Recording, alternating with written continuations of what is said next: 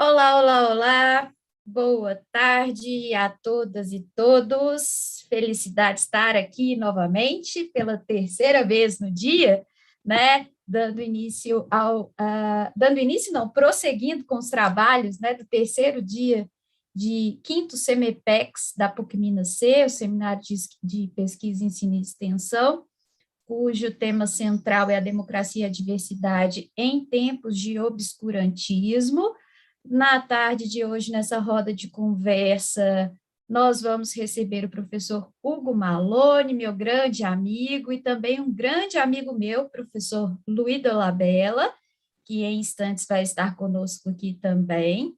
Antes de passar a palavra ao Hugo e tratar desse tema instigante, né, que é o perfil do advogado, do novo profissional do direito, né, do século XXI, após a virada tecnológica, eu gostaria de ouvir os nossos representantes discentes aqui, para chamá-los para darem uma palavrinha conosco.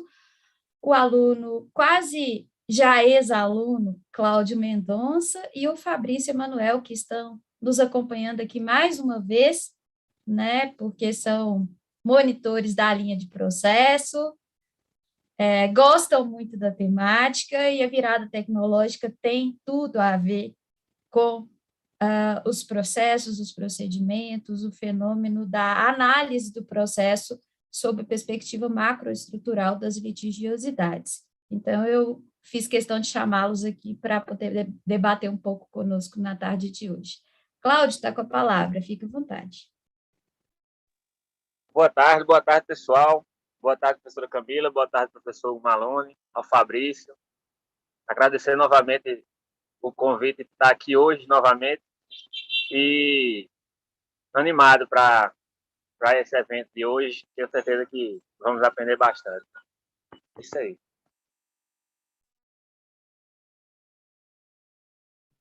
Fabrício? Boa tarde. Gostaria de cumprimentar a todos presentes, especialmente o professor Hugo Malone, professora Camila, agradecê-la pelo convite e desejar boas-vindas ao professor Hugo Malone, né, mais uma vez, palestrando aqui na PUC, e sempre é um prazer para nós. Então, de antemão, já agradeço, e que seja mais uma noite especial, como tem sido aí. Obrigada, Fabrício, obrigada, Cláudio. Então, pessoal, apresentar mais uma vez a vocês, nosso querido mestre, professor Hugo Malone, mais uma vez aqui na PUC Minas C. O professor Hugo é mestre em Direito Processual pela Pontifícia Universidade Católica de Minas Gerais, na linha de pesquisa, o processo na construção do Estado Democrático de Direito, é especialista em Direito Público pelo Instituto Pretório, é bacharel em Direito pela Faculdade Novos Horizontes, exerce o cargo de assessor judiciário do Tribunal de Justiça de Minas Gerais, assessorando o desembargador na área de Direito Civil Privado, atuou como assessor de juiz de primeira instância do TJMG e é advogado com atuação em Direito Civil.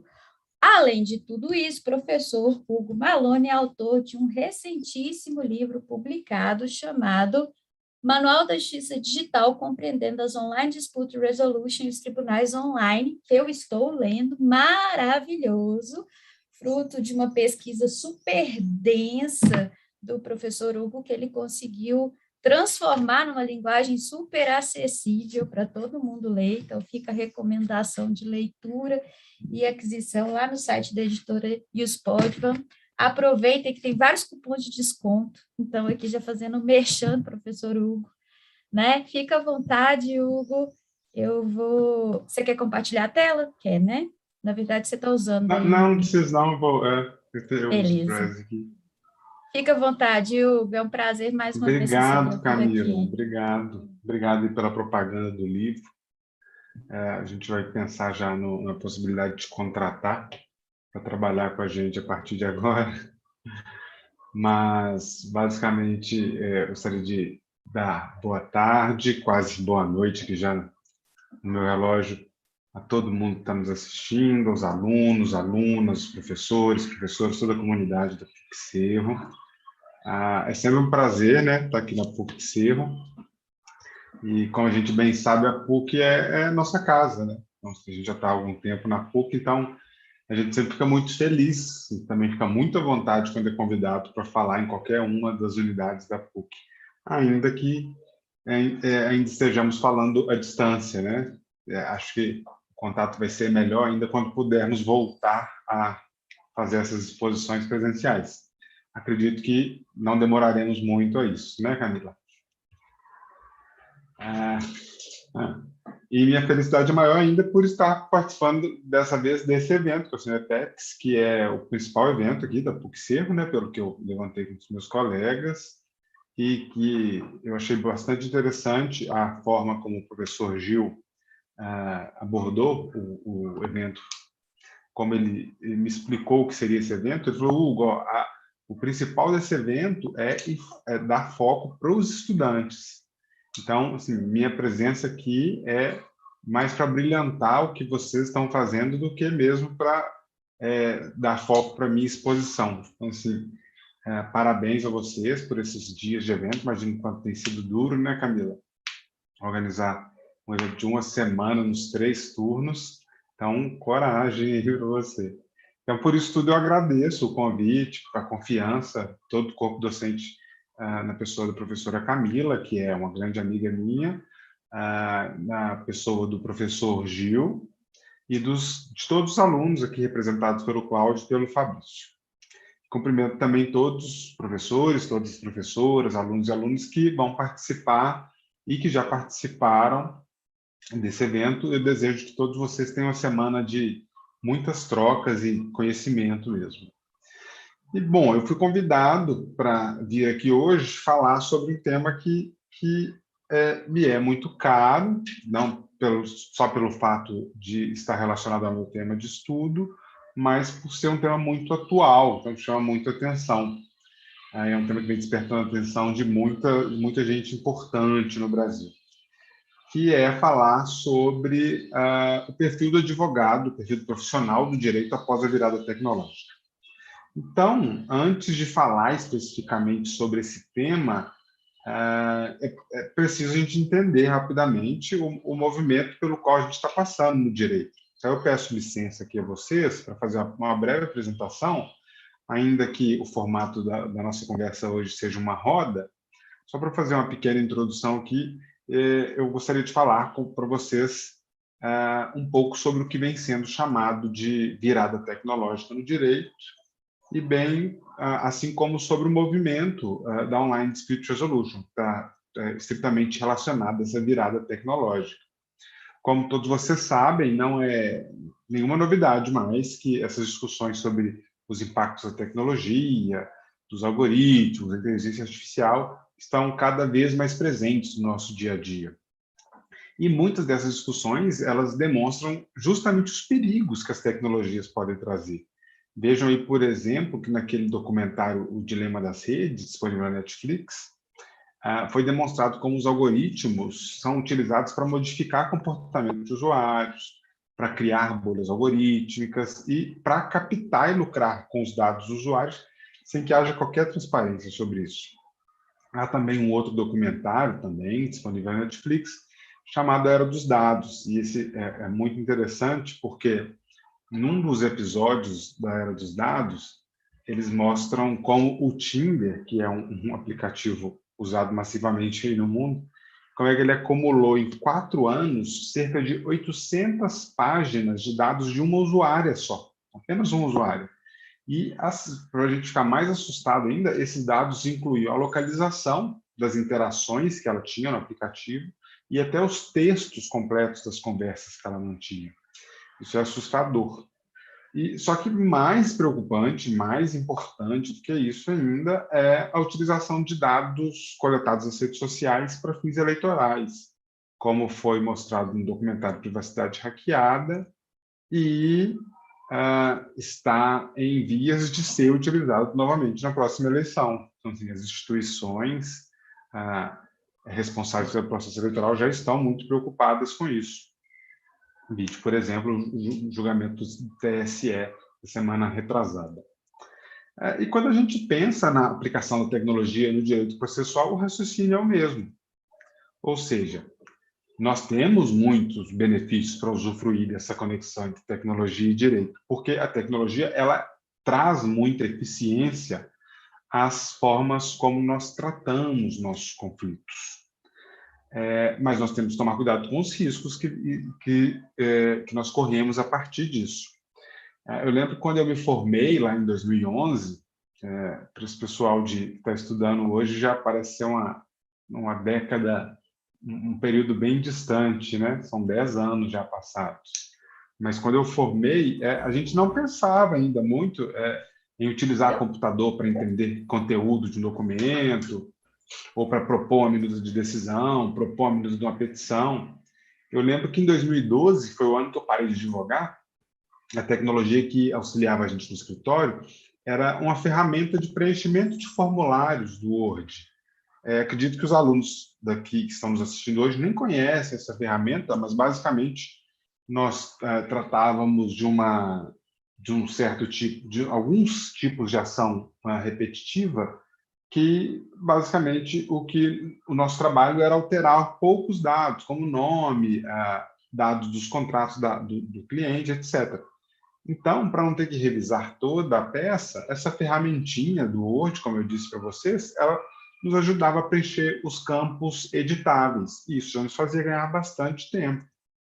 Só que nesses 10 anos que foram se passando, muita coisa mudou. Apenas só para dar uma ilustrada aqui, a gente entender em que perto dessa virada tecnológica do direito nós já estamos, hoje já existem no exterior ferramentas que funcionam como um marketplace para advogados, ou seja, são ferramentas utilizadas para aproximar advogados e clientes, ou dar um match mesmo entre eles, para que facilite a contratação e até mesmo a prestação do serviço, porque se vocês pensarem numa consultoria jurídica que vai precisar ali de dar algumas informações e projetar algum tipo de contrato, o serviço pode ser feito toda a distância, sem necessidade de comparecimento presencial aos escritórios. Além dessa, existem ferramentas que fazem pesquisas jurídicas, essas ferramentas ajudam os advogados a localizar e coletar informações, como um precedente, como uma legislação, e a que vem sendo mais propagandeada pelo mundo é o Raw Intelligence. Já fizeram testes demonstrando que esse aplicativo, esse software, ele é muito mais rápido e mais preciso ainda que análises humanas nos Estados Unidos. Além dessas, nós temos também ferramentas que fazem previsão de resultados. Essas eu acho interessantíssimas, porque as previsões elas podem ser específicas de uma comarca ou de um juiz. E vejam como a utilização desse tipo de ferramenta pode ser estratégico. Ao prever o resultado, é possível orientar o advogado onde ajuizar uma demanda, caso seja possível para ele optar por foros concorrentes.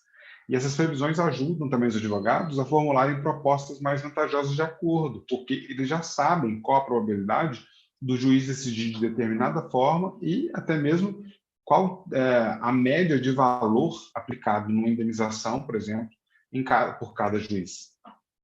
E, além dessas ferramentas, nós temos outras que elaboram documentos jurídicos de uma forma muito mais produtiva do que esses formulários de Word que nós utilizávamos há 10 anos. Veja o exemplo aí desse software, Legalmation, que promete realizar um dia de trabalho do advogado em apenas 2 minutos.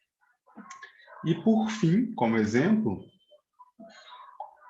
nós temos as plataformas de Online Dispute Resolution, que facilitam a resolução extrajudicial de conflitos, fornecem aconselhamento para as partes que não são acompanhadas por advogado, possibilitam negociações automatizadas, etc. E é para essa tecnologia aqui que eu chamo a atenção de vocês, porque é necessário a gente entender o que a gente está falando, qual o futuro do cenário jurídico através dessas plataformas de Online Dispute Resolution e dos tribunais online, para que a partir daí a gente possa tentar, ao menos, esboçar o papel do advogado nesse cenário. Vejam bem, nós estamos partindo de uma profissão extremamente tradicional, que é o direito, conhecida basicamente pelos seus tribunais imponentes, pelos advogados que usam ternos, pela utilização de becas na hora de fazer sustentações orais, para um cenário muito mais moderno, em que não será necessário nem mesmo a presença física das partes para resolver seus conflitos.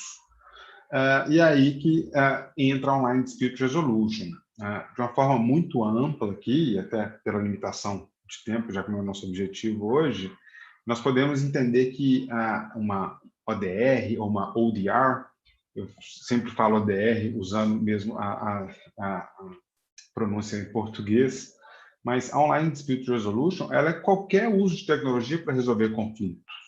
E esse conceito parece ser muito simples, mas ele é muito correto, porque toda conceituação que a gente quer dar à ODR é provisória. Por que isso, Hugo? Porque ODR está ligado ao impacto de uma tecnologia aos métodos de resolução de conflitos. Então, cada vez que a tecnologia se aprimora, o conceito de ODR também se transforma.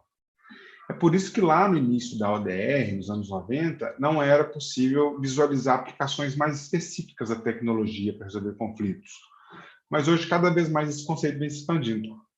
Atualmente, a ODR se expandiu, ela absorveu todas as tecnologias que foram criadas já nesses quase 30 anos de estudo e também passou a ser utilizada pelos tribunais. Então, são essas evoluções que possibilitaram que o conceito fossem incorporados dois novos elementos. O primeiro deles é a utilização de algoritmos, ou seja, a plataforma de DR, tribunais online, poderão utilizar algoritmos para auxiliar na negociação entre as partes e até mesmo para ajudar na tomada de decisões no futuro. E também, o segundo elemento é a exploração de dados gerados, está relacionado a algo chamado de mineração de dados, ou seja, estudar esse vasto conjunto de dados que é formado na resolução dos conflitos em ambiente digital, para entender o que são esses conflitos, como eles acontecem, e a partir daí pensar em formas de preveni-lo, pensar em formas de gerar procedimentos mais econômicos, mais rápidos e etc. Então, o conceito mais atual que nós estamos entendendo já sobre ODR é que a ODR ela pode ser uma ferramenta ou um sistema digital que vai utilizar uma tecnologia de informação e comunicação, né, as TICs, para tratar o conflito. E por que eu sempre enfatizo essa palavra de tratamento do conflito? Porque o nosso foco não deve ser apenas a resolução do conflito. E aqui já fica registrada uma característica do profissional do direito do futuro. O profissional do direito ele não deve estar preocupado só com a resolução de um conflito, mas sim com o seu tratamento, que é uma visão muito mais integralista. Ou seja, tratar um conflito significa não só resolvê-lo, mas também preveni-lo e gerenciá-lo. E vejam que a ODR já cuida disso, ela já se preocupa com isso desde a década de 90, tanto no âmbito das organizações privadas, quanto no sistema público de justiça, que é por meio daquilo que nós chamamos de tribunais online. E, ao tratar o conflito, a tecnologia aqui ela vai atuar como quarta parte. O que nós falamos, o que quer dizer essa alusão à tecnologia como quarta parte?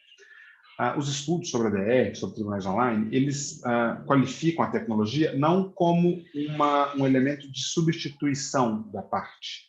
E a tecnologia, a promessa é que ela seja uma quarta parte, ou seja, ela trabalhará ao lado do autor, do réu e do terceiro envolvido ali, que seja um conciliador, um mediador ou até mesmo um decisor, um árbitro ou um juiz. Então, aqui nós percebemos também uma outra relação da tecnologia com o advogado. É óbvio que nós sabemos que há um medo muito grande de que tecnologias possam substituir os profissionais, mas a promessa, ou pelo menos os estudos, a nossa esperança, é de que a tecnologia ela atue sim como quarta parte. Então, o advogado teria ali mais um auxílio nas suas funções.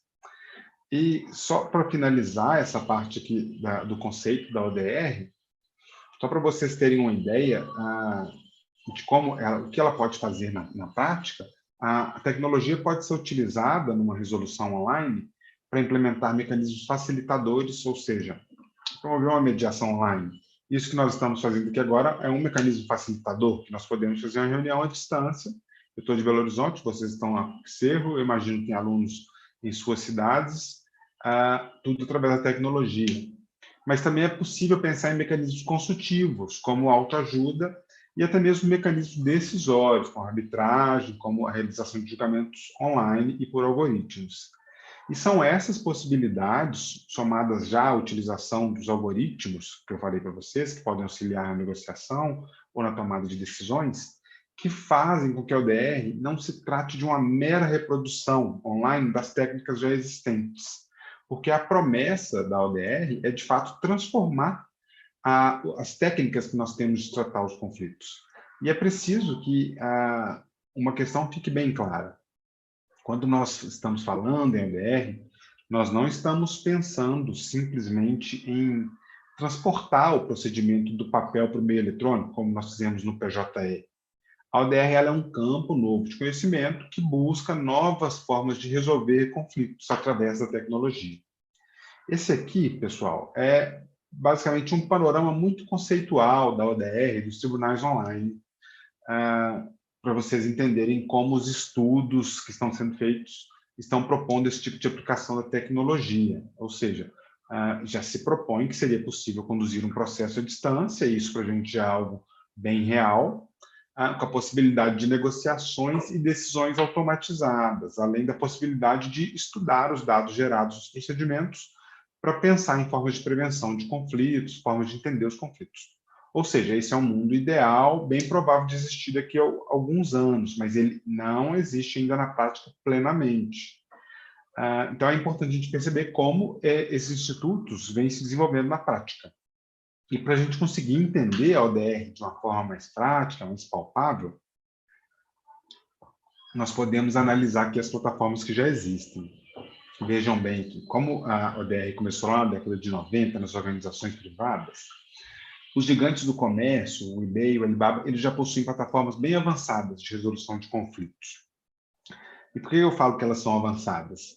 As plataformas desses gigantes do comércio, elas possuem ferramentas para resolver o conflito através, por exemplo, de negociações automatizadas, ou seja, o próprio software, sem a necessidade de nenhum ser humano ali por trás, ele permite que as partes comecem a negociar e o próprio software passa a propor formas de resolver aquele litígio através do estudo dos casos anteriores, ou seja, o software entende que houve determinado tipo de conflito que foi solucionado em 80% das situações dessa forma.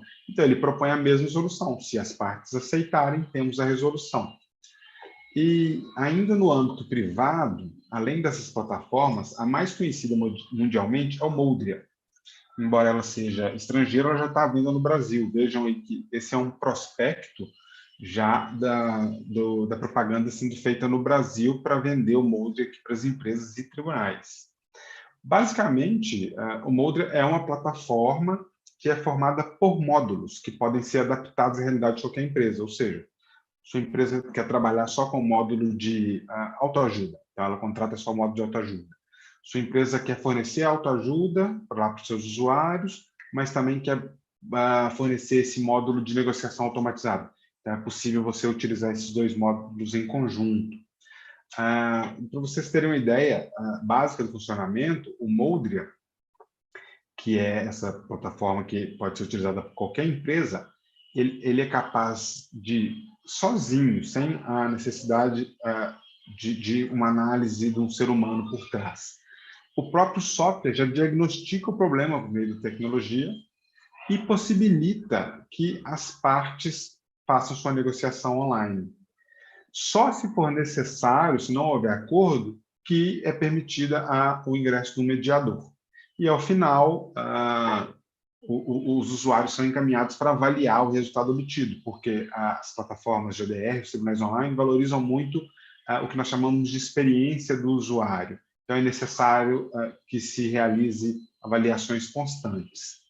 E no sistema público de justiça, a ODR também já é uma realidade. E é preciso deixar isso claro, porque nós podemos ter a impressão de que esses exemplos que eu passei são muito privados, então vão ser utilizados ali em apenas alguns nichos, mas não, a perspectiva é de que cada vez mais nós, operadores do direito, que sejam os advogados, sejam os servidores, sejam os juízes, que eles sejam cada vez mais imersos num ambiente totalmente online.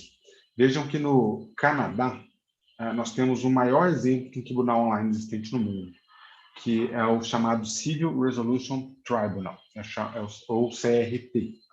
Esse tribunal ele já funciona de forma exclusivamente online desde 2015. E como ele funciona exclusivamente online, é possível que ele fique ativo 24 horas por dia e durante os 7 dias da semana. Ele foi criado originalmente como facultativo, mas desde 2015 ele já é obrigatório para conflitos parecidos com o que nós temos aqui com relações condominiais e para a maioria dos conflitos de chamados pequenas causas, são os conflitos que nós tratamos aqui no Brasil por meio dos juizados especiais. E no Brasil, como é que está o desenvolvimento da sua ODR?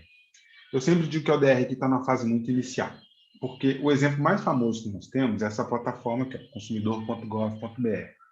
O consumidor.gov funciona basicamente como um reclame aqui, mantido pelo governo. O que eu quero dizer com isso?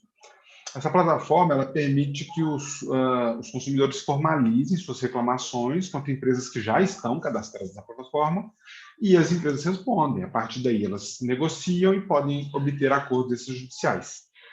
Então, basicamente, funciona como funcionava o Reclame Aqui. Mas o consumidor.gov.br tem outras potencialidades muito maiores. E eu chamo a atenção para o fato de que ele permite que as empresas sejam constantemente acompanhadas por indicadores, para saber como tem sido o seu desempenho nesse procedimento de resolução de conflitos, e esses indicadores são disponíveis através de dados abertos no próprio site da plataforma, para quem quiser estudá-los. E apesar de ser o mais famoso, já existem outras plataformas privadas. Nesse radar que eu estou mostrando para vocês, é um radar de Legal Techs elaborado pela AB2L, que é a Associação Brasileira de Law Techs e Legal Techs. Percebam aí que no campo relacionado à resolução de conflitos online, nós temos pelo menos 20 plataformas cadastradas como fornecedoras desse tipo de serviço. E se há tantas plataformas operando aqui, por que eu digo que a ODR no Brasil ainda está numa fase muito inicial? Porque já existem muito mais existem plataformas muito mais avançadas no mundo. Um exemplo que eu sempre gosto de dar é essa plataforma holandesa chamada Aitecar, significa algo relacionado ao divórcio no holandês, mas esse software ele permite que os casais em processo de separação negociem seu plano de divórcio de forma síncrona. Ou seja, uma pessoa interessada em se divorciar acessa a plataforma e cria uma conta, escolhe o seu plano, como se fosse uma rede social. Na hora de escolher o plano, ela vai ser perguntada qual que é a complexidade do caso dela, porque um divórcio pode abranger só o divórcio, mas também pode envolver questões patrimoniais, guarda dos filhos. E o valor do serviço vai depender do tipo e do grau de complexidade do caso. Vai variar lá na Holanda de 95 euros até 450 euros por pessoa. Mas notem que lá no sistema de justiça holandês existem muitos subsídios que podem ser concedidos aos vulneráveis, então nem sempre os valores serão tão altos assim.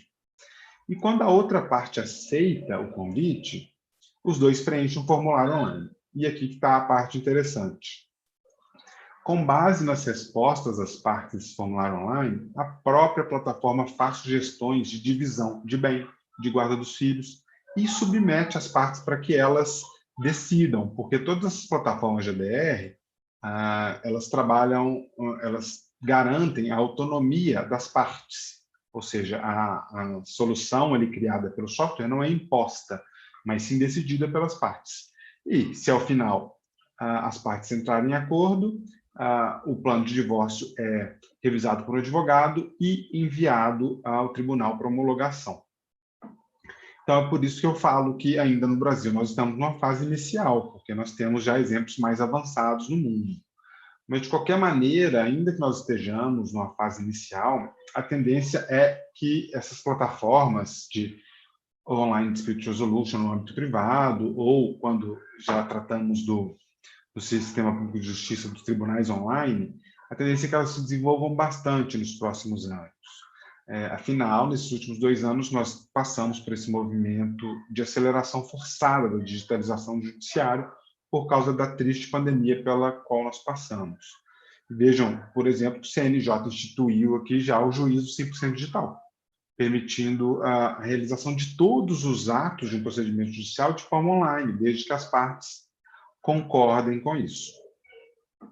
Então, meus amigos e minhas amigas, é nesse cenário de profunda alteração dos institutos jurídicos em razão da tecnologia que nós devemos nos perguntar qual o papel do advogado. E aqui eu já adianto uma coisa para vocês. Não existe fórmula para isso. Então, assim, tudo que eu falar aqui nesse encontro de hoje são apenas dicas e algumas percepções que nós estamos tendo através da prática jurídica e das leituras. Mas não tem como eu passar uma receita para vocês do que seria o advogado perfeito no futuro. Mas eu vou passar a palavra para os meus amigos aqui da roda, mas eu só adianto para vocês que um papel muito importante nessa realidade que nós estamos percebendo é a necessidade de aquisição de novos conhecimentos dos profissionais do direito. Isso sempre assusta, né? Porque o pessoal pergunta, Hugo, mas agora eu vou ter que entender de design, vou ter que entender de programação. Não é isso que nós queremos dizer. A ideia é necessário que nós tenhamos novos conhecimentos para poder dialogar com outras pessoas em equipes multidisciplinares, porque essa parece ser uma tendência para o futuro, que os escritórios, os serviços públicos envolvidos com a resolução de conflitos não dediquem mais, não entreguem mais sua função de resolução apenas a advogados, mas que formem-se efetivamente equipes com profissionais de várias áreas, como, por exemplo, da tecnologia da informação, como nós advogados, como profissionais especializados em design, cada vez mais exigidos, também com psicólogos. Então, é necessário que nós tenhamos conhecimento não para programar uma máquina, não para fazer um projeto de design inovador, mas é necessário que nós tenhamos conhecimentos para dialogar com essas pessoas e alcançar um resultado útil ali, seja para o seu cliente, na condição de advogado, seja para o jurisdicionado, quando a gente trata dos tribunais online. Então, eu tenho outras coisas para falar com vocês aqui, mas eu vou passar a palavra aqui aos meus amigos, porque se me deixar falar, eu vou falar até amanhã, viu, Camila? Obrigada, Hugo. Mas é sempre muito bom te ouvir. Eu tenho certeza que o pessoal está aqui, né, super entusiasmado com as novidades que o que parece ser novidade para a maioria das pessoas, acredito eu, né? As novidades que você apresentou. Eu acho que essa dica que você deu ao final é extremamente importante.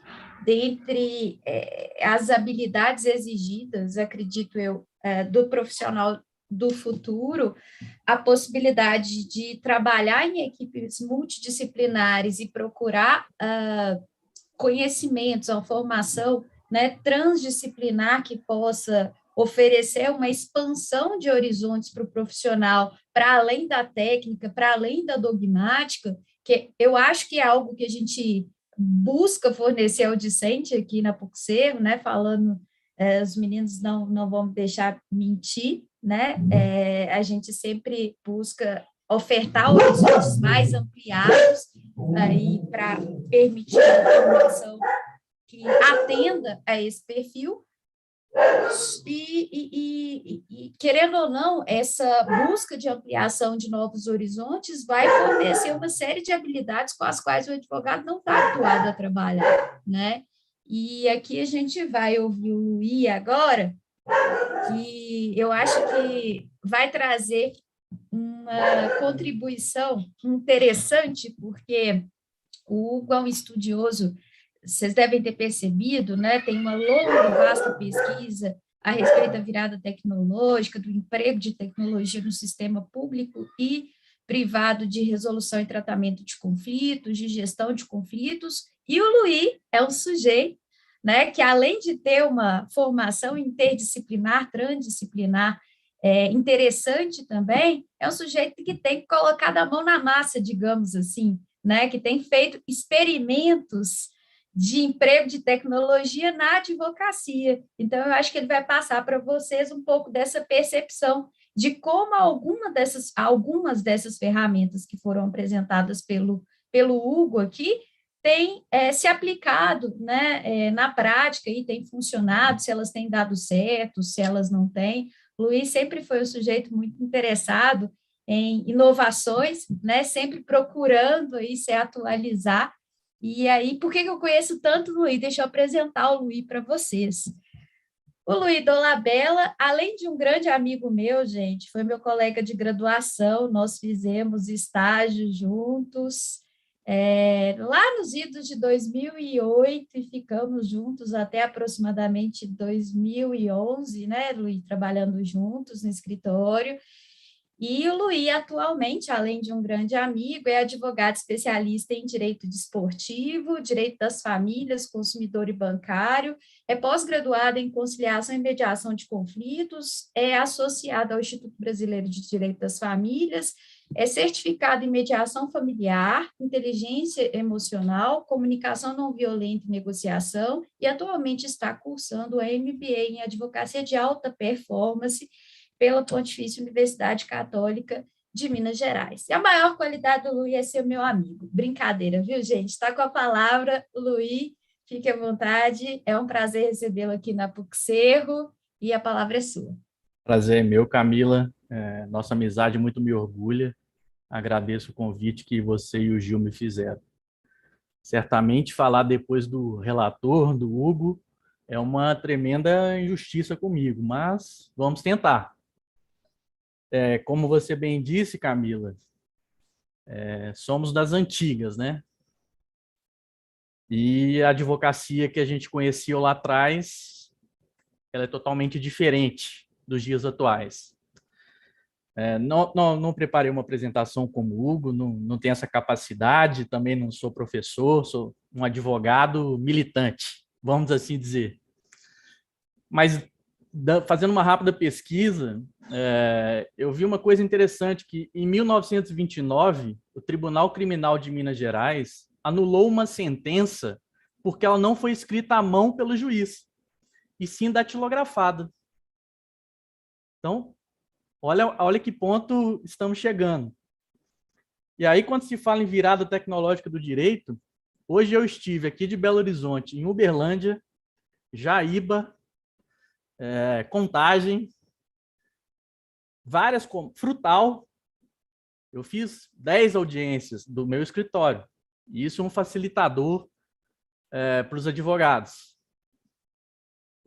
Talvez eu tenha um volume de processo tão quanto o gabinete que o Hugo serve, né? A gente tem uma quantidade de processo por ser massificado, principalmente massificado bancário.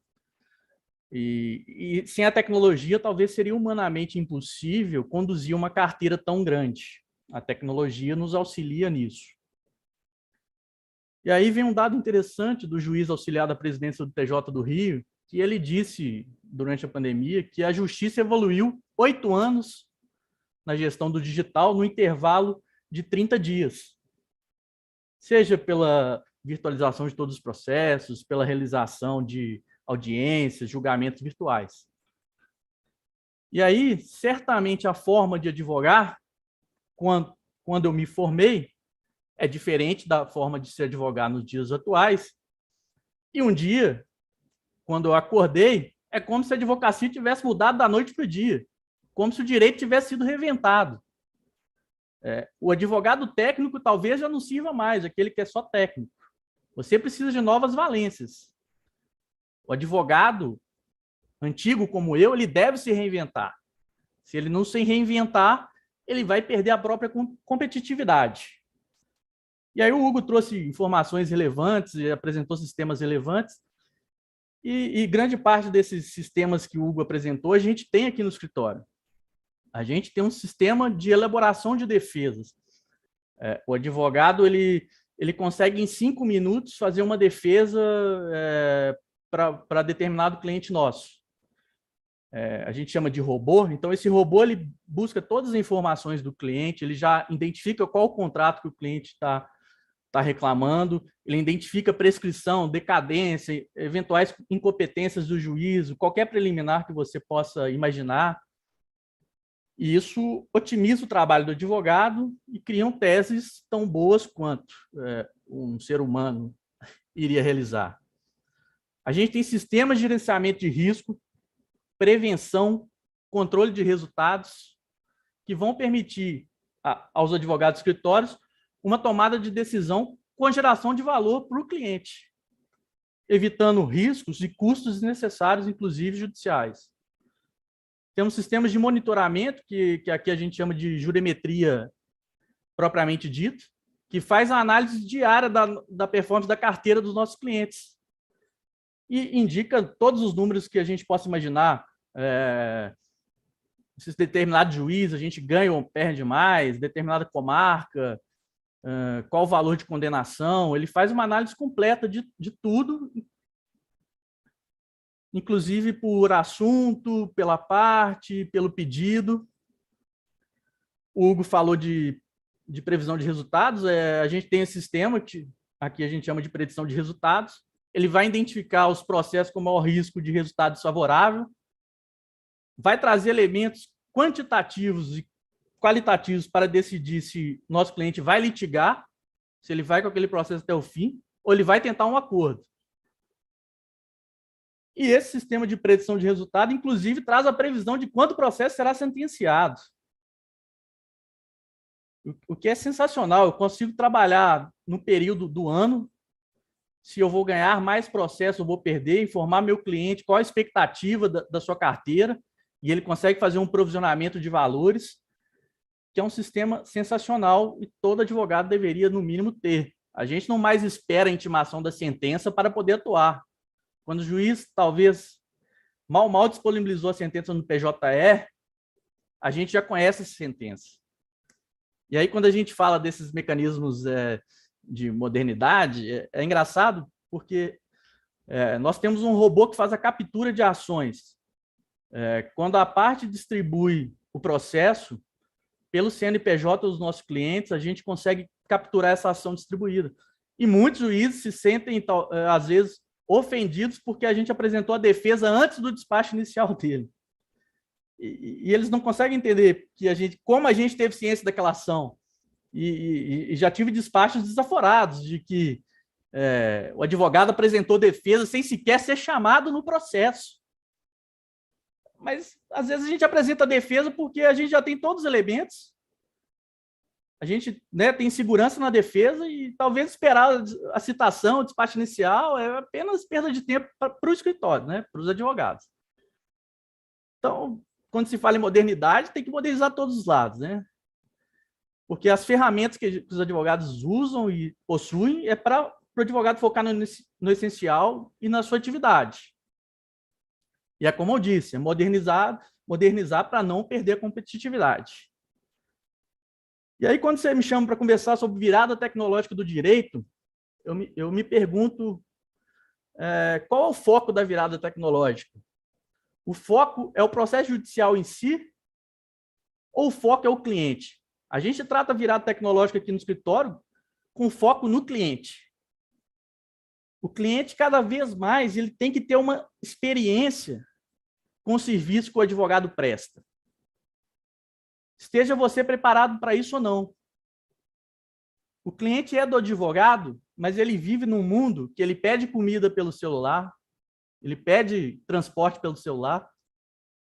Inclusive, ele inicia relacionamento através de um clique, aplicativo de relacionamento. Mas para muitos clientes, o advogado não é acessível. Não implementa tecnologia em seus escritórios e continua a exercer o trabalho da mesma forma que exercia há 20, 30 anos atrás. E aí, nesse sentido, nós implantamos aqui no escritório uma assistente virtual que imediatamente quando o processo do nosso cliente é movimentado, esse robô ele faz a captura do despacho do juiz, da movimentação processual, faz o tratamento da informação e dispara um WhatsApp para o cliente. A gente não mais espera o cliente ligar para o escritório. O cliente tem a certeza que o processo dele movimentando, ele vai ser informado através do assistente virtual e vai poder interagir. Evidente que se ele quiser falar com o advogado, ele vai ter esse acesso. Mas é uma experiência que a gente traz para o cliente usando a tecnologia disponível na atualidade. A tecnologia ela tem que estar disponível para agregar valor dia a dia do advogado. E volto a repetir, para agregar e contribuir com a experiência do cliente. Não basta mais, Camila, satisfazer o cliente. A gente tem que encantá-lo. A palavra é encantamento. É preciso que os advogados se perguntem diariamente quantos momentos uau ele está proporcionando aos clientes dele. E proporcionar bons momentos não é... Talvez um café, sim, mas o direito atual permite experiências extraordinárias. Nós vivemos a época da economia da experiência. E o advogado que acha que o seu cliente não deve viver essa experiência, ele está fora até dessa virada tecnológica. Somos, talvez, hoje 1.200.000, 1.300.000 advogados. Não sei o certo. Mas a simples entrega de uma sentença, seja ela de procedência ou improcedência, não vai mais garantir a fidelização do seu cliente, do seu escritório. Por isso, o profissional do direito ele tem que criar novas habilidades e se adequar à necessidade do mercado, tanto para melhorar a gestão do seu escritório, quanto para entregar valor ao seu cliente. E aí, quando se pergunta o que se espera das pessoas nessa virada tecnológica, do profissional, talvez cada vez mais vai ser exigido do profissional do direito foco, equilíbrio emocional, empatia, uma escrita refinada, facilidade para relacionamentos, porque a tecnologia vai estar disponível o tempo todo para facilitar o trabalho do dia a dia. O tempo é de mudança, as mudanças cada vez mais vão acontecer e novos tempos exigem alterações comportamentais. Advogar da mesma forma que eu fazia e nossos colegas faziam há décadas, sem inovação, com inúmeras barreiras, sem gestão de escritório, sem gestão de carteira, sem gestão de dados, vai implicar em dificuldade de se manter no mercado que se altera cada vez mais. Espero ter contribuído com algo. Como disse, não sou professor, sou apenas um advogado que está aí na luta diária. Agradeço novamente, Camila. Luiz, contribuiu muito, muito. E apenas para esclarecer aos nossos espectadores, eu acredito que eles já tenham retirado essas informações das entrelinhas, né? Mas para quem não ouviu o Luiz falar desde o começo, é necessário esclarecer que o Luiz é um advogado de alta performance, já deu para perceber aí, né? É um advogado que trabalha com contencioso de massa, que trabalha com litígios repetitivos, né? Porque parece que quando a gente está ouvindo o Luiz, nós estamos, pelo menos para quem assistiu o CEMEPEX nos dias anteriores, falando de dois Brasis, né? Um Brasil dos excluídos, dos vulneráveis, e um Brasil conectado à advocacia de alta performance, né, que se dedica a trazer experiências positivas para o cliente através da tecnologia. Então, é só para esclarecer a vocês que o Luiz trabalha com litigioso de massa, né, e a advocacia dele prima por um desenvolvimento de alta performance, e acho, não só pensando na advocacia de alta performance, na gestão de litígios repetitivos, esse ponto do foco da experiência do cliente, Luiz, é algo que algo que deve ser objetivo acredito que de todo advogado, até aquele que ainda trabalhe de maneira artesanal, né? Proporcionar experiências positivas, ainda que seja com o uso incipiente de tecnologia, para qualquer pessoa que a gente está atendendo, é essencial para que a gente possa oferecer um bom serviço, né? Para que a gente possa, de alguma forma, atender às expectativas do nosso cliente. Então, essa percepção do uso de tecnologia para melhorar a vida das pessoas, ela pode ser aplicada, sim, na gestão de conflitos repetitivos, tem sua aplicação com reservas em outros tipos de conflito, porque o cenário é completamente diferente, né? Mas é sempre bom levar em consideração que a gente está falando de um contexto extremamente diversificado, de país, né, de litígios, de litigantes e de advogados. É importante a gente pontuar essas disparidades e trazer o lugar de fala do Luiz para mostrar que, dentro do contexto em que ele elabora com a atividade de advocacia, não é possível deixar de lado a inovação e pensar também nessas novas habilidades que o advogado tem em termos de desenvolvimento de soft skills, né?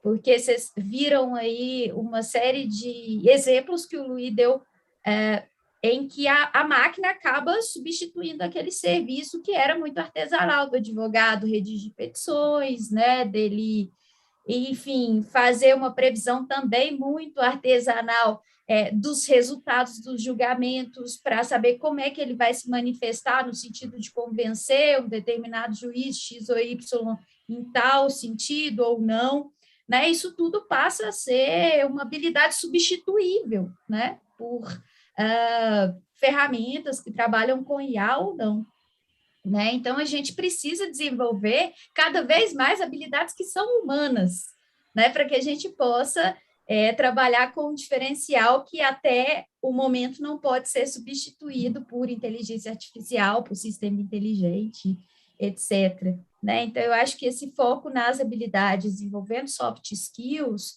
né, de empatia, de diálogo, de alteridade, de se colocar no lugar do outro, entender a posição dele, enfim, é muito importante para quem vai atuar no mercado de trabalho daqui para frente. Bom, eu vou passar a palavra para os meninos. Se você me permite, claro. Você disse uma coisa que também às vezes me leva muito à reflexão, que é essa exclusão digital, a exclusão que o próprio direito pode trazer. Esses sistemas tecnológicos, eles têm custo, né? Infelizmente, não é qualquer advogado, se me permite assim dizer, que pode fazer implementações desses sistemas nos seus escritórios para modernizar seus escritórios. É um custo. Às vezes, muitos advogados não vão ter condições de implantar esses sistemas. É uma realidade. A gente advoga no Brasil inteiro, né? A gente vê advogados mais idosos, sêniores, que não conseguem sequer acessar uma audiência virtual. É impressionante. E aí, não sei se você chegou a ver, mas várias chapas da OAB estão pensando em criar comissão de inclusão digital para advogado sênior, que é uma realidade. O direito está evoluindo, mas ele vai incluir mais ou vai excluir mais? Eu posso dizer com toda franqueza, o cliente pessoa física, ele se impressiona com muitas coisas, mas ele não conhece jurimetria, predição de resultados, mas as grandes empresas já não mais aceitam um advogado que trabalha com feeling só. As grandes empresas querem sistemas complexos, entregas complexas, que você apresente previsão de todos os resultados, políticas de acordo. Então, se você quer trabalhar com grandes empresas, ela vai te exigir cada vez mais.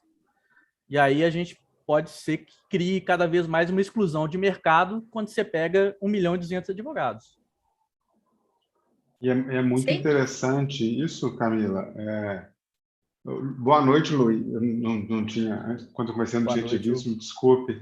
Mas, assim, só para te avisar, Luiz, não se engane, não, viu? Eu preparei essa apresentação mais anterior, porque eu não tenho capacidade de falar de improviso como os advogados. Então, é melhor me precaver. Mas o que me chama a atenção, que você acabou de dizer, Luiz, que, de fato, uma exigência que se faz do profissional do futuro, da advocacia, do direito, é de que ele esteja atento mesmo a todas essas novas tecnologias. Porque uma coisa tão básica para a gente hoje, como realizar uma audiência online, isso pode prejudicar um cliente caso o advogado não esteja disponível, não esteja confortável com aquela situação. Uma das funções que eu tenho aqui no meu trabalho no Tribunal de Justiça é fazer análise processual, e isso exige que muitas vezes nós tenhamos que assistir a audiências que foram realizadas em comarcas do interior. E a gente tem percebido muitas situações que o advogado ele não está minimamente confortável com aquela oitiva online, e ele faz pergunta mal feita, não porque ele seja um advogado despreparado, mas porque aquele ambiente para ele é estranho. Muitos problemas de conectividade, porque quando a gente fala aqui, parece que todo mundo já tem 5G em casa, né? Que dá para fazer audiência com como é que chama aquela tecnologia? Com holograma. Mas não, grande parte da população não tem ainda internet de qualidade, depende de planos de dados da operadora que, quando acaba, ela já não consegue fazer nada que exija uma velocidade maior de internet. Então, cada vez mais, o profissional de direito vai ter que se adaptar com as tecnologias, conhecer, se adaptar e ficar íntimo para evitar que uma ferramenta que foi criada para gerar igualdade, que tem sido pensada para tentar facilitar, aumentar o acesso à justiça, que, na verdade, ela passe a atuar ao contrário, aumentando esse nível de desigualdade entre as partes.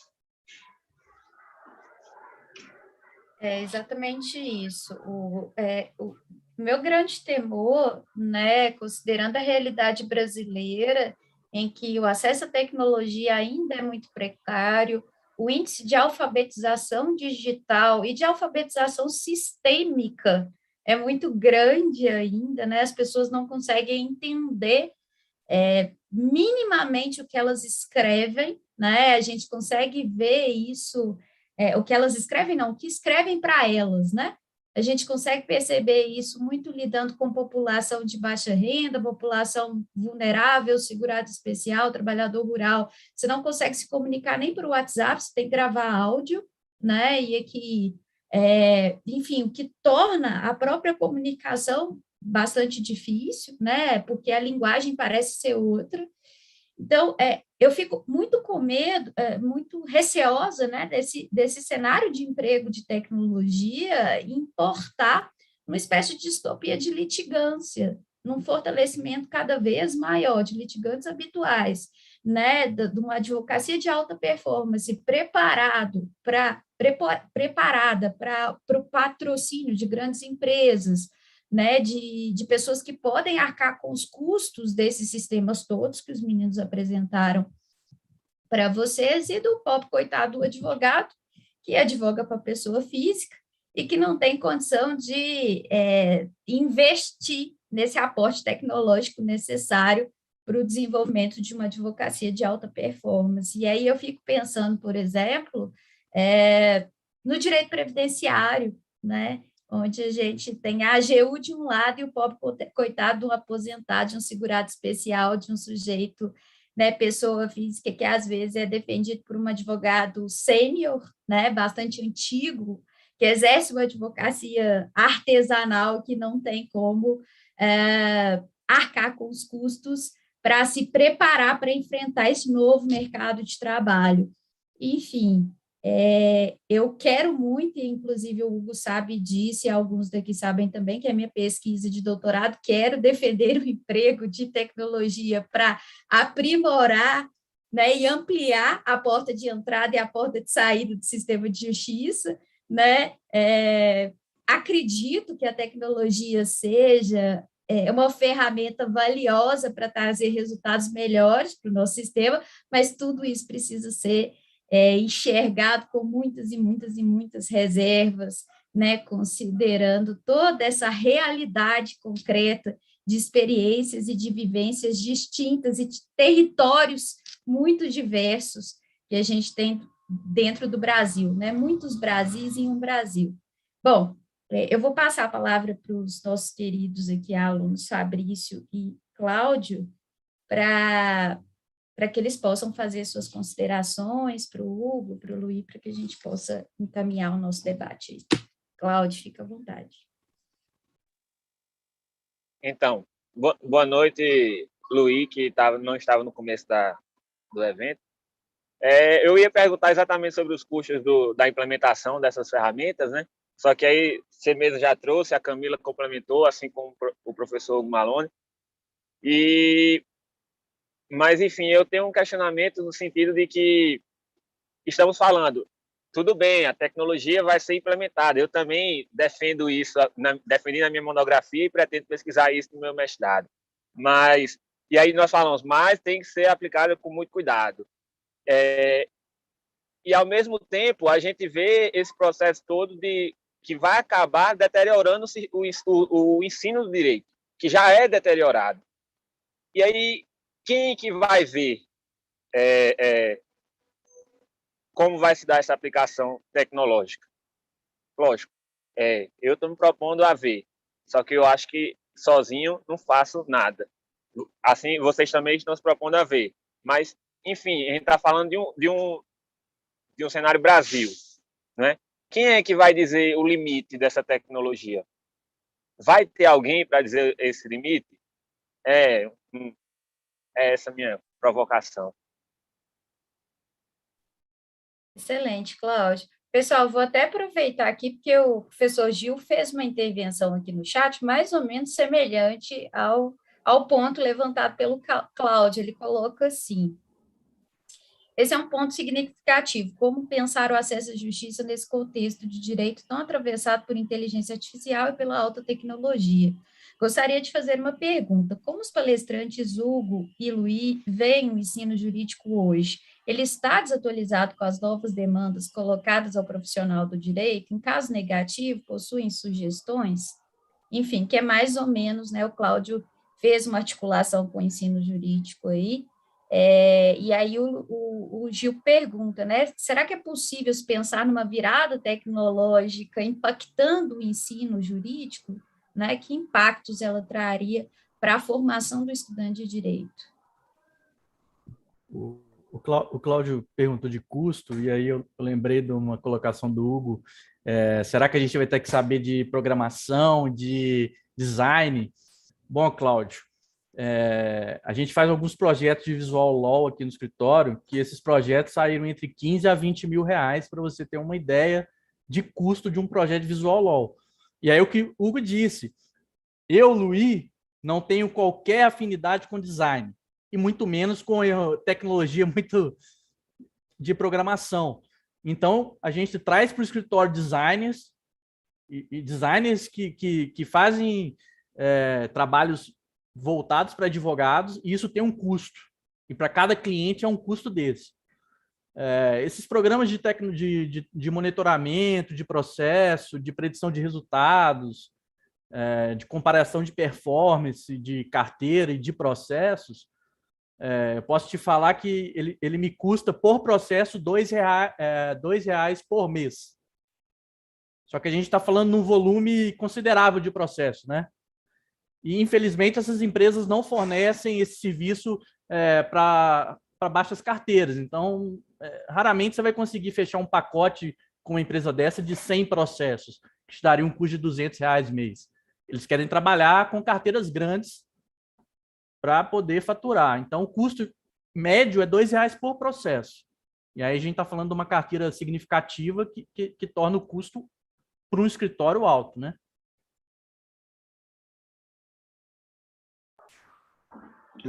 Bem interessante. Eu agradeço as perguntas aí do Cláudio e do Gil.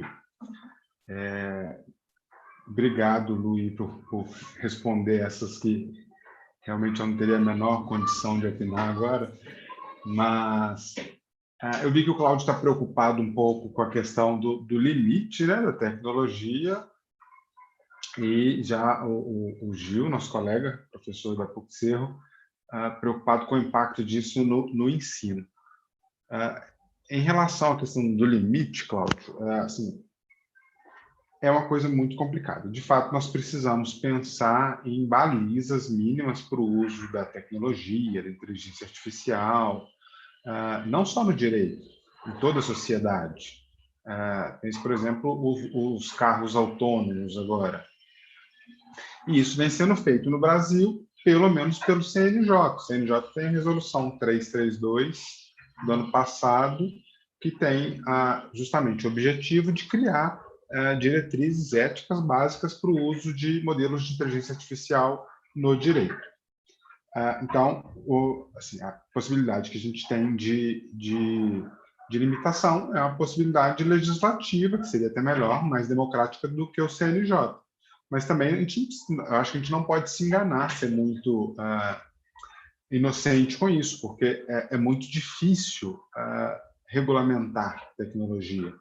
A Europa vem tentando fazer isso já há um tempo. E não é fácil, porque por mais que a gente queira regulamentar, se nós ficarmos, imagine, 2, 3 anos num debate democrático, quando o projeto de lei estiver pronto, ele está velho já. Você tem que começar a pensar em outros problemas. Então, vai ter esse grande problema, mas o que a gente percebe é que o CNJ já vem trabalhando com isso. Ano passado ele editou várias resoluções sobre a temática. E sobre a questão do ensino, bem tocada pelo Gil, de fato é necessário, sim, repensar essa forma de ensinar o direito, sobretudo para ensinar o aluno que existem já essas ferramentas práticas, como bem salientou o Luís aí, e chamou atenção agora para as ferramentas de Visual Law, por exemplo. Isso é algo que pode ser utilizado em escalas menores do que aquilo que o Luís utiliza no escritório dele, mas para isso o aluno precisa ter um mínimo contato, ele tem que saber mais ou menos assim, por onde começar, onde procurar, o que é fazer, utilizar alguma técnica de design no processo, senão corre o risco dele assistir um vídeo no YouTube falando que isso existe, e a gente começava a ver essas petições sem pé nem cabeça, às vezes parecendo na revista, às vezes parecendo um gibi, né?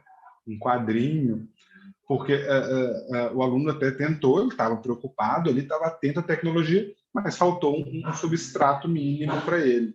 E é papel nosso como professor, principalmente nós do processo, professores da área de prática jurídica vão ter agora também que se preocupar com isso, porque a tecnologia, uma das consequências dela para o direito é que ela vem trazendo novas formas da gente convencer os julgadores, né? Seja através de uma escrita mais limpa, seja através da utilização de elementos visuais, agora seja através do que vem acontecendo muito da utilização de videoconferência para sustentações orais. Então, é necessário, sim, pensar nessas formas novas de convencer o julgador. E aí, Hugo, você termina dizendo da sustentação oral, e aí a gente pode falar um pouco de skills do advogado, porque talvez você presencie cada vez mais advogado fazendo sustentação oral, lendo a sustentação, né? E o que demonstra talvez um despreparo, né? A tecnologia está ali e ele quer passar uma informação para vocês lendo. Ou você está preparado ou não está, né? É verdade. E é um momento tão que causa muito medo, né? Muito advogado nesse momento da sustentação oral. Mas é um momento importantíssimo. Se for para utilizar, ele tem que ser bem utilizado. Você não vai estar lá gastando seus 10, 15 minutos à toa, nem o tempo dos jogadores à toa, né? Você tem que fazer aquilo, gerar algum proveito para o seu processo, para o seu cliente. Como disse o Luís, o principal aqui não é o advogado, não é o processo, não é o juiz, é o cliente, é o usuário, né? Sim. E aí, Camila, o Gil fez essa colocação do estudo, das faculdades. Bom, não conheço muito o que se faz hoje nas graduações, mas eu acredito que elas não estejam preparadas a esse ponto de acompanhar a evolução do direito. As grades devem ser ainda um pouco antigas, né, conservadoras. Mas hoje a própria PUC oferece esse MBA em alta performance, que vão trazer matérias inovadoras, vão falar de marketing jurídico, gestão de projetos, metodologias ágeis, gestão de processos de pessoas. o que a gente chama hoje de advocacia 4.0, experiência do cliente. Então, a PUC se mostra, quando se oferece uma MBA desse nível, que está atenta a essa mudança no direito e no próprio mercado. E nós temos a Future Law, que é uma plataforma de ensino, uma EdTech, que ela é focada em preparar os profissionais para essas inovações tecnológicas. São cursos acessíveis para todos os estudantes, seja da graduação quanto da pós-graduação, e que trazem conceitos e novidades desse mundo novo aí que a gente está vivendo, e que eu acho que todo mundo deveria conhecer e poder fazer cursos desse nível. Luiz, nesse sentido, a gente tem a tecnologia como facilitador, mesmo especialmente a partir da pandemia, né? Porque a gente teve uma revolução no ensino jurídico, sobretudo, provocado por lives gratuitas, cursos gratuitos que, muito raramente, antes da pandemia, eram disponibilizados como de livre acesso na internet, e hoje esses cursos estão acessíveis. Eu vejo essa atualização de projetos pedagógicos do curso de Direito com algumas ressalvas, sobretudo com medo de que determinados graus de inovação venham a substituir uma formação técnico-dogmática e crítica que ainda é muito essencial para fornecer as bases, digamos assim, de preparação do profissional, sabe? Estando ele atuando em qualquer das áreas, na advocacia, né, nas carreiras jurídicas, estatais, enfim, quaisquer das carreiras jurídicas. Então, pelo espaço, né, de projeto de concretização do curso de graduação, eu vejo como necessária a atualização, mas eu fico pensando se não seria possível a oferta de disciplinas optativas, como vem hoje sendo, né, idealizado e construído nos projetos da PUC, sabe? Eu ainda enxergo com algumas reservas a substituição de algumas disciplinas, né, que têm uma certa tradição histórica e que são propedêuticas mesmo, absolutamente necessárias para a formação do profissional, por outras envolvendo, sei lá, visual law, tratamento de dados no direito, né, ciência de dados jurídica, enfim, ou qualquer outra disciplina focada no emprego de tecnologia. Acho que a gente pode suprir essa lacuna, talvez, com a oferta de disciplinas optativas, sabe? Porque eu acho que nós somos formados muito generalistas, né? Talvez a gente precise pensar em mais um ano de curso para tentar formar agentes mais especialistas, digamos assim, não sei, né? Pensando talvez no modelo europeu de ensino, que tem mais essa pegada, mas eu acho que essa formação generalista ela é necessária, sabe? Porque a gente já sai tão cru da faculdade, ainda vai, se a gente elimina, sabe, disciplinas que são o esteio da técnica e da crítica, que é extremamente necessária para a gente poder desconstruir a violência que o direito propaga, né, nas formas pelas quais ele se institucionaliza, eu acho que a gente perde muito. Mas, enfim, vou passar a palavra para o Fabrício. Fica à vontade, Fabrício. Boa noite, Luiz.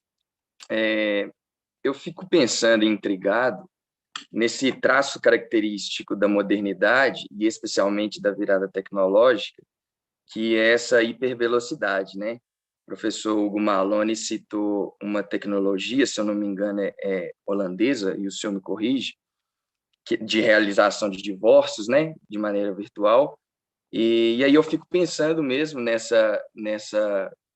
traço característico da modernidade, de hipervelocidade, e a repercussão que isso pode gerar nessa exclusão, né, nessa precarização da área, no que diz respeito ao âmbito profissional. Porque olha como, por exemplo, essa tecnologia holandesa, ela, de certa maneira, retira essa ritualística da quebra dos laços, né?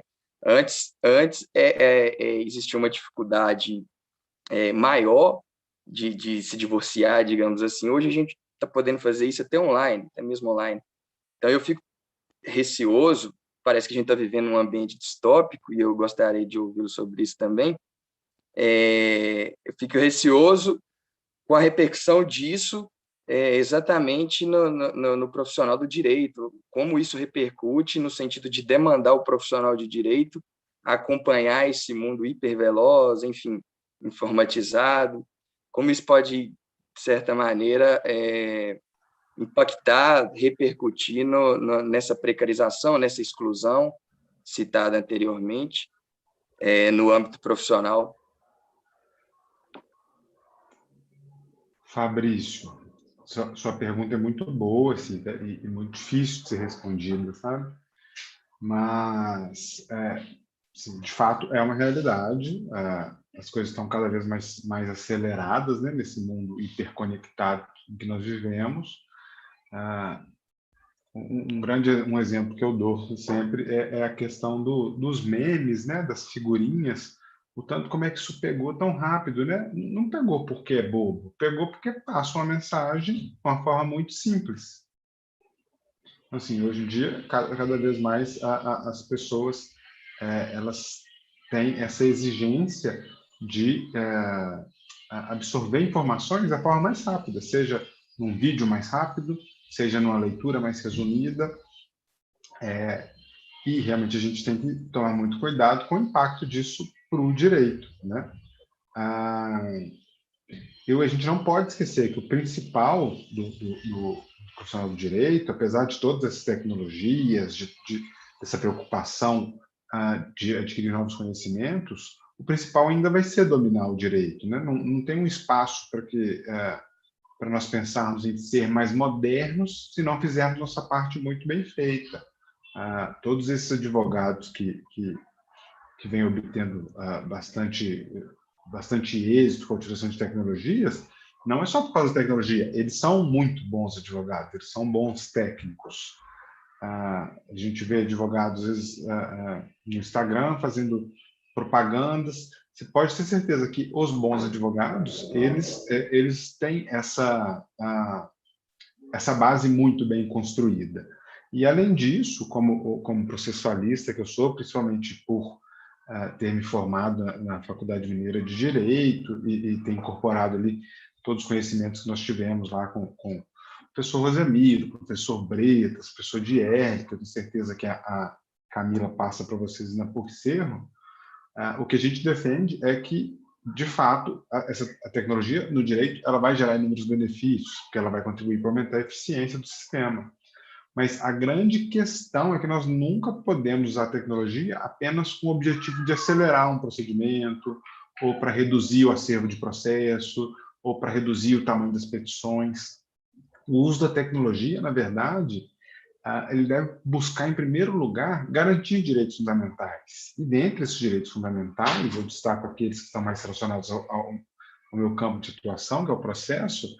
A gente vai ter o direito de poder participar da construção das decisões, de receber decisões suficientemente fundamentadas, de acessar a justiça e de tanto outros direitos que estão incluídos no que nós chamamos de devido processo constitucional, né? Então, só assim, Fabrício, eu entendo que é possível aplicar tecnologia de uma maneira democrática. Então, a gente precisa observar o devido processo constitucional, tanto no plano principiológico, ou seja, a gente deve pensar se todas essas iniciativas estão de acordo com os princípios que nós já falamos, e no plano técnico, ou seja, a gente deve pensar em aplicar o devido processo constitucional, não só para fazer uma análise teórica, metateórica das plataformas, mas sim na hora de construí-las, ou seja, preciso pensar no momento da prototipagem ali, dos testes, se está gerando algum problema, a restrição de acesso à justiça, se está restringindo o poder das partes participarem do procedimento, se as partes estão sendo efetivamente ouvidas. Então, nós temos que ter essa preocupação de empregar tecnologia sempre com esse fim, o máximo, o mais importante é garantir direitos fundamentais. Porque só assim a gente consegue falar numa verdadeira justiça digital, né? Eu sempre brinco que o termo justiça digital é feito de duas palavras, né? Justiça e digital, ou seja, eu preciso preocupar com digital, tecnologia, mas eu não posso esquecer da justiça também. O Hugo, você disse uma coisa muito importante. A tecnologia sozinha, sem o advogado conhecedor e técnico, talvez não sirva para nada, né? Eu abri meu sistema aqui agora e aí eu estou analisando. O sistema está me dizendo que em determinada comarca eu estou perdendo diversos processos. Ele está me dando um número. Se eu só olhar meu sistema e não conseguir interpretar o número, quais são as causas de eu estar perdendo esses processos? São falhas minhas, técnicas, são falhas dos meus clientes. Aí, abri outra informação e um determinado cliente recebeu esse mês o dobro de processos em Belo Horizonte do que do mês passado. O que aconteceu, né, de um mês para outro? As pessoas que buscaram a justiça, o meu cliente cometeu alguma falha na prestação do seu serviço. Então, de nada adiantaria a tecnologia se eu não consigo tratar esses números, esses dados, que é o mais essencial, né? E é importante que a fala do Luiz serviu para evidenciar justamente um ponto tocado pelo Hugo durante a fala dele, que foi do uso desses dados coletados para identificar os gatilhos de litigância, né? Uma das falas dele, aumentou tantos processos no mesmo meu cliente. O que aconteceu? Peraí, eu estou tendo acesso a esses dados, mas quais são as causas, né? Porque os processos são consequências de alguma falha, de algum gatilho, né? Então, é necessário uma investigação mais profunda, e para isso o profissional ele precisa de conhecimento técnico, né, que, enfim, vai depender de uma base muito sólida fornecida nas graduações, através de cursos, enfim. Para a gente, né, encerrar aqui, que nós já estamos com a hora bem Camila, avançada. você me permite só um ponto que eu me recordei, Claro. E aí, entrando novamente, perguntaram qual é o limite, o Hugo também respondeu aí um pouco. Aí eu acabei de me lembrar das plataformas modernas de compra de processos, né? São robôs que estão girando, eles acham um processo de determinada pessoa, ele entra em contato com aquela pessoa e tenta comprar aquele processo, aquele crédito. E aí talvez entre nesse debate, qual é o limite da tecnologia, qual é o limite dessa atuação, já que muitas vezes essas pessoas querem, essas plataformas de compra de processos buscam pessoas frágeis, principalmente frágeis financeiramente, para pagar o menor valor por aquele processo e lá na frente receber um crédito muito maior. A cessão de crédito não é ilegal, mas qual é o limite, né? E aí essas plataformas devem trazer esse debate, né?